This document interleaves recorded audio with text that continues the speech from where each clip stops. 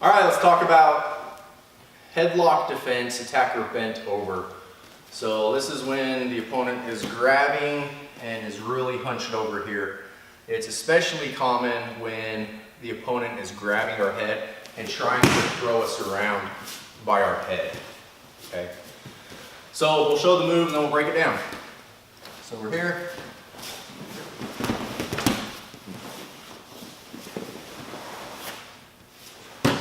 All right. So there's a lot going on this move, and a lot of times before we even start to practice with an opponent, it makes a lot of sense to do some movements without an opponent, just because the way we're falling here is a little unnatural. So what we're gonna do is we're gonna act like we're in our headlock here.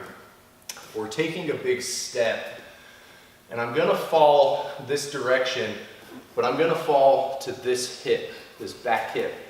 So in order to do that, I'm taking a step, I'm squatting, twisting, and falling to that hip. So that's the movement here.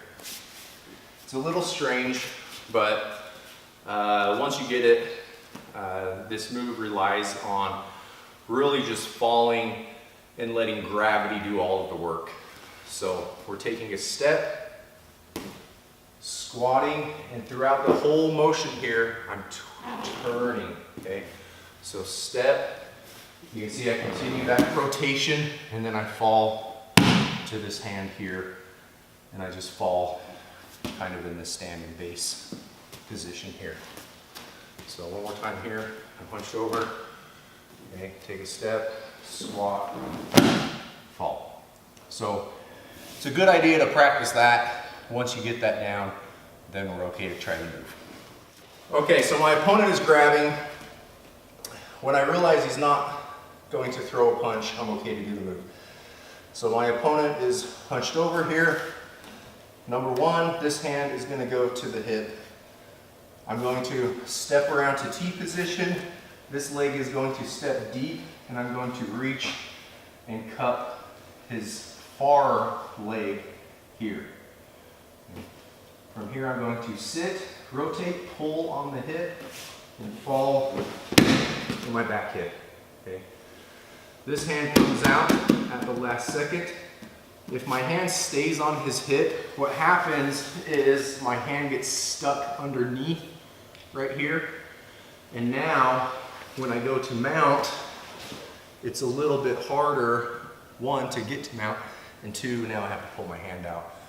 So depending on how deep my arm gets stuck, his entire body might be on my arm, which really prevents me from being able to mount, at which point he might be able to turn in and get on top of me right here.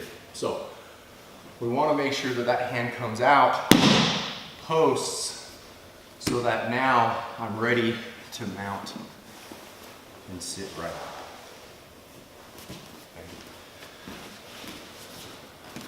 So number one, hand on hip. Two, move to T position. Three, reach for the leg. If I step this leg deep enough and this leg is close enough, I can frame my elbow to that knee, and it makes this a little easier. From here, I continue rotating and sit. My opponent rotates over, okay, hand comes out, mount, underhook, move to high mount. One more time, we'll look at a different angle. Hand on the hip. Two, move to T position. Three, deep step, underhook the leg. Sit and rotate. Hand comes out. Mount over my arm. Underhook. Move to high mount. All right, let's try a different angle here. My opponent grabs, hand on the hip, move to T position, deep step, underhook, elbow to knee, sit, turn. Hand comes out, now through the arm, underhook,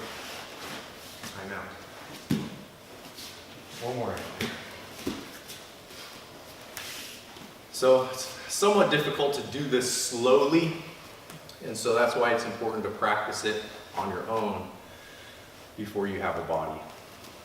So let's turn this way, hand on the hip, move to T position, deep step, frame the elbow to knee, and grab.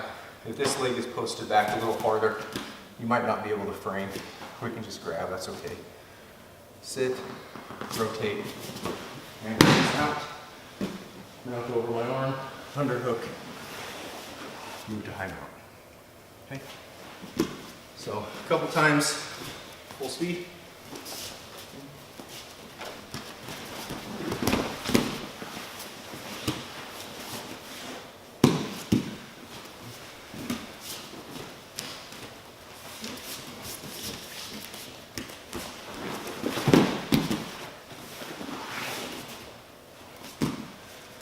All right, and last thing here, remember the more my opponent pulls on my head, the easier this move is, because I'm pulling him the way he wants to go.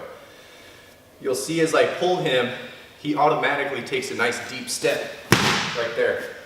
He's in position to go for the move. So my opponent gives me a nice pull, and I just piggyback off of that momentum. There it is. Headlock, attacker bent over.